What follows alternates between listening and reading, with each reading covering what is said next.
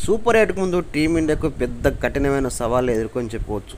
వాస్తవానికి ప్రాక్టీస్ మ్యాచ్లో ప్రాక్టీస్ చేస్తున్నట్టు ఒక స్టార్ ఆటగాడైనటువంటి సూర్యకుమార్ యాదవ్కు గాయంతో చాలా విలువలాట. అయితే ప్రాక్టీస్ సందర్భంగా ఆఫ్ఘనిస్తాన్ మ్యాచ్ సిద్ధమవుతున్న వేళ ప్రాక్టీస్ చేస్తున్న సందర్భంగా బొటనవేలుతో బలంగా గాయం తగిలిందట. వాస్తవానికి బీసీసీఐ నుంచి మనకి ఇంతవరకు ఎటువంటి అనధికారికంగా అయితే ప్రకటన అయితే రాలేదు. కానీ మొత్తానికి అయితే మన సూర్యకుమార్ యాదవ్ T20 మ్యాచ్లో ఒక విధ్వంసకరమైన ఆటగాడు.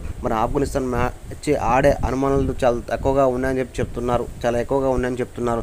వాస్తవానికి ఇటీవల కాలంలో 2 మ్యాచ్ల్లో ఫెయిల్ అయినప్పటికీ 3వ మ్యాచ్లో కీలకమైన మ్యాచ్లో అదరగొట్టినటువంటి మన సూర్యకుమార్ యాదవ్ 50 రన్స్ కొట్టి టీంని సూపర్ 8కు చేర్చడం కీలక పాత్ర పోషించిన చెప్పుకోవడం ఎటువంటి సందేహం లేదు.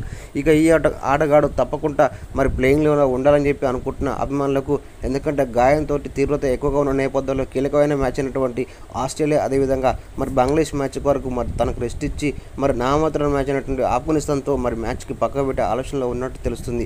ఏదేమైనా కూడా ఈ ఆటగాడు తప్పకుండా ఆడాలని చెప్పి కోరుకుంటున్నారు. అయితే వెస్టిండీస్ పిచ్లో స్పిన్కు అనుకూలించే పిచ్లు అయినటువంటి ఉండడంతో ఇటు రషీద్ ఖాన్, ముజిబుల్ రెహమాన్ ఆఫ్ఘనిస్తాన్ బౌలింగ్ కోట బాగానే ఉన్న నేపథ్యంలో సూర్యకుమార్ యాదవ్ని ఆడిస్తారా లేకుంటే రెస్ట్ ఇస్తారా మొత్తానికైతే తెలియదు. మొత్తానికైతే సూర్యకుమార్ యాదవ్ కనుక ఆడకుంటే తన ప్లేస్లో సంజు శాంసన్కు అవకాశం ఇవ్వాలని చెప్పి చూస్తుందట మేనేజ్మెంట్. ఏదేమైనా కూడా కెప్టెన్, అదేవిధంగా హెడ్ కోచ్, అదేవిధంగా ఇతర సహాయ కోచ్లు అందరూ కూడా నిర్ణయం తీసుకుంటారో మొత్తానికైతే మన సూర్యకుమార్ యాదవ్ అయితే 3వ సూపర్ 8 ఫస్ట్ మ్యాచ్కు ఆడే అవకాశం తక్కువ అని చెప్తున్నారు ఫ్యాన్స్.